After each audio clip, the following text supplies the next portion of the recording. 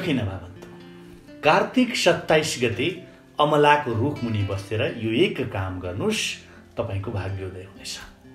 विक्रम सम्वत 2078 साल कार्तिक 27 गते कार्तिक शुक्ल पक्षको नवमी तिथि अर्थात् कुष्माण्ड नवमी व्रतको दिन परेको छ मेरो प्यारे हजुर। यो दिनलाई, यो विशेष दिनलाई अक्षय नवमी, अमला नवमी र धात्री नवमीको नामले पनि चिन्ने गरिन्छ। यो दिन विशेष गरी अमलाको वृक्षमा, अमलाको रुखमा धुमधामले पूजा गर्ने प्रचलन परापूर्व कालदेखि चलिआएको छ। भगवान श्रीहरि विष्णु कार्तिक शुक्ल नवमीबाट कार्तिक पूर्णिमा तिथिसम्म अमलाको रुखमा निवास गर्नुहुने धार्मिक जनविश्वास रहेको छ।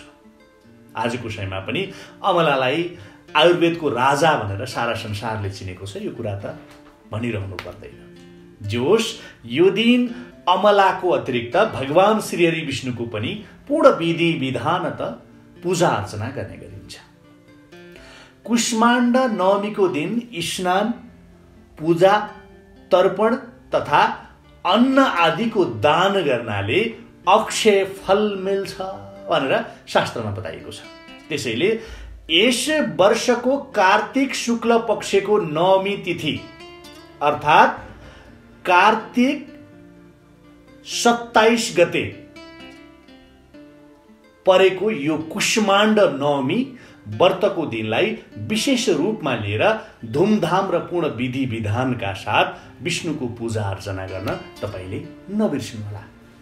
भगवान श्रीहरि विष्णुलाई प्रसन्न पार्न सक्नुभयो भने, भगवान श्रीहरि विष्णुलाई खुसी पार्न सक्नुभयो भने तपाईको लागि केही कुराको पनि अभाव, दुःख, कष्ट आइपर्दैन। मकवानपुर जिल्लाको हेटौडामा रहेको कुष्माण्ड सरोवर त्रिवेणी धाममा यो दिन भव्य मेला समेत लाग्छ। आसपासका व्यक्तिहरू हेटौडाको कुष्माण्ड सरोवर त्रिवेणी धाम जान पनि सक्नुहुन्छ। जानुहोला, भ्याउनुहुन्छ भने यो पुण्यको काम, यो एउटा अवसर, यो विशेष दिनमा तपाईले यो कर्म गर्न पनि सक्नुहुन्छ।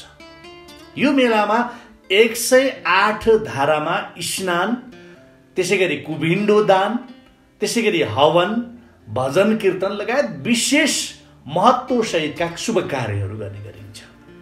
त्यहाँ कुष्माण्ड भगवतीको मन्दिर, गणेश मन्दिर, हैन, ब्रह्मा कुण्ड भयो, त्यसैगरी विष्णु पादुका भयो, 108 गौमुखी धारा भयो, हैन, त्यसैगरी कुष्माण्ड भगवती बीच सरोवर भयो, शिवालय भयो, राधा कृष्ण मन्दिर भयो, हवन कुण्ड सहितको सुन्दर बगैँचा छ।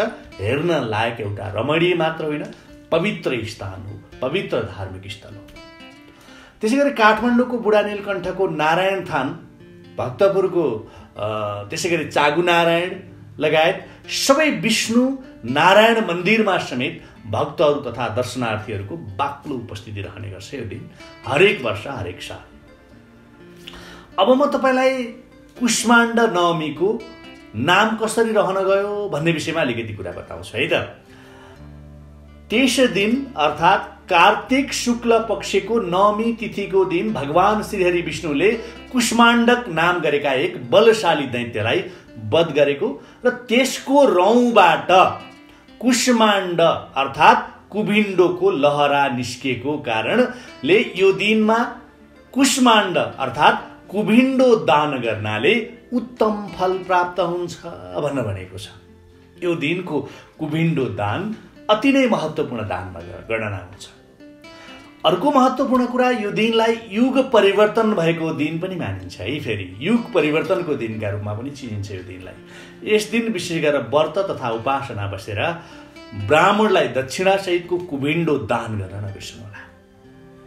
यो दिनमा कुभिण्डोमा सुनको प्रतिमा राखेर दान गरेमा सिङ्गो पृथ्वी दान गरे बराबरको पुण्य प्राप्त हुन्छ भनेको छ। यदि तपाईले यो एउटा सग्लो कुभिण्डोमा सुनको प्रतिमा राखेर दान गर्न सक्नुभयो भने ठुलो पुण्य प्राप्त हुन्छ।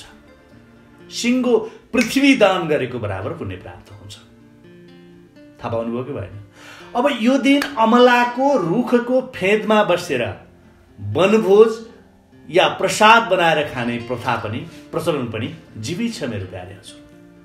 आजभोलि खास गरी किशोर किशोरीहरू अर्थात् युवा पुस्ताहरू वनभोजको रमाइलो लिन वन क्षेत्रका विभिन्न पार्कहरू भयो होइन वनभोजहरू स्थलमा पुग्ने गर्छन् होइन रमाइलोको लागि मनोरञ्जनको लागि एक प्रकारको छुट्टै खालको आनन्दको लागि स्वादको लागि पनि जोस् यो दिनमा चाहिँ अमला सेवन गर्नु पनि उत्तम मानिन्छ है। फेरि यो दिन अमला सेवन गर्नु पनि अमृत समान हुन्छ भनेको छ। अब अर्को महत्त्वपूर्ण कुरा पनि बताउँछु म तपाईलाई। यो दिन तपाईले अमलाको वृक्षको जुन पूजा गर्नुहुन्छ नि यो दिन अमलाको वृक्षको त पूजा गर्नै परिहाल्यो। यो दिन तपाईले अमलाको वृक्षको पूजा चाहिँ नबिर्सी गर्नु पर्यो। जुन अमलाको वृक्षको पूजा गर्नुहुन्छ नि हो यो पूजा गर्दा पूर्व मुख फर्काएर जल चन्दन अक्षता फूल आदिले पूजा अर्चना गरेर पहेँलो धागोले अमलाको रुखको परिक्रमा गराउने भनेको बेर्ने पहेँलो धागोले बेर्ने। कति पटक 108 पटक अमलाको रुखको परिक्रमा गर्नाले सबै मनोकामना पूर्ण हुने धार्मिक विश्वास छ। पहेँलो धागो सहित घुम्ने है। सकेसम्म तपाईले यो कर्म पनि गर्नुहोस्। अमला अर्थात् विष्णु भगवानको पूजा आजा धुमधामले गर्नुहोस्। त्यसपछि खीर पुरी तरकारी मिठाई आदिको भोग लगाउन नबिर्सनुहोस्। सकिन्छ भने त अमलाको वृक्षको पूजा गरेपछि अमलाको छहारीमा ब्राह्मण भोजन गराएको अझ राम्रो। अमलाको छहारीमा राखेर ब्राह्मणलाई भोजन गराउनु अझ ठुलो पुण्य भनेर शास्त्र कहन्छ मेरो प्यारे हजुर। यो कर्म पनि तपाईले गर्न सक्नुहुन्छ। अमलाको रुख मुनि बसेर ओम धात्रेय नमः यो मन्त्र तपाईले उच्चारण गर्ने हो। यो दिन ओम धात्रेय नमःको मन्त्रले अमलाको जरामा दूधको अर्घ धार दिएर पितृहरूलाई तर्पण समेत गर्न सकिन्छ। यो दिन तपाईले यसो गर्नाले पनि तपाईलाई र तपाईको परिवारलाई अत्यन्तै राम्रो हुन्छ। सुख समृद्धि मिल्छ। वैज्ञानिक र आयुर्वेदिक दृष्टिले पनि निकै महत्त्व बोकेको दिन निकै महत्त्व बोकेको अमला तथा कुविन्डोको संवर्धन र प्रयोग गरेर सबैजना लाभान्वित हुन सकौ यो भिडियोको सारै दियो। यो परिस्थिति अहिलेको यो विषम परिस्थिति हैन वर्षौं केही वर्षसम्म लकडाउनको कारणले हैन हामी थलियौं त त्यो थलिएपछि सामान्य अवस्थामा फर्कँदै गर्दाखेरिका विभिन्न अप्ठ्यारा परिस्थितिहरूलाई पार गर्नका लागि पनि यो अवसरलाई तपाईले सदुपयोग गर्न सक्नुभयो भने तपाईको माहौल सामान्य बन्दै जानेछ सहज बन्दै जानेछ। त्यसकारण मेरो प्यारे हजुर यो दिन अमलाको वृक्षको पूजा विधि विधानता कुभिन्डो दान सकिन्छ भने तपाईले कुभिन्डोमा सुनको प्रतिमा राखेर ब्राह्मणलाई दान दिनुस् अझ उत्तम। सक्नुहुन्न भने कुभिन्डो दान अवश्य गर्नुस् र अमलाको पूजा अर्चना गर्नुस् र 108 पटक अमलाको वृक्षको पूजा गरिसकेपछि परिक्रमा गर्न पनि नबिर्सनुस्। ओम धात्रेय नमःको मन्त्रोच्चारण पनि महत्त्वपूर्ण छ। यो कर्म तपाईले यो दिन गर्नुस्। आत्मिक शुद्धता शारीरिक शुद्धता र सँगसँगै यी विधानलाई परिपालना गरेर तपाईले यो दिन यी कर्महरू गर्न सक्नुभयो भने उत्तम फल प्राप्त गर्न सक्नुहुनेछ। भगवान श्रीहरि विष्णुको अनुकम्पा प्राप्त गर्न सक्नुहुनेछ। भगवान श्रीहरि विष्णुको अनुकम्पा प्राप्त भयो भने तपाईलाई के चाहियो र हैन त।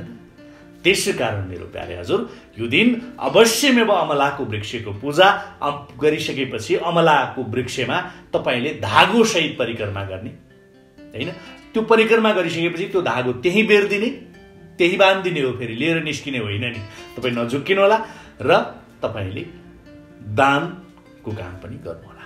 ल त यो दिन यो महत्त्वपूर्ण दिनमा तपाईले यी कर्महरू गर्नुहुनेछ र भगवान श्रीहरि विष्णुको अनुकम्पा प्राप्त गर्नुहुनेछ। ओम नमो भगवते वासुदेवाय।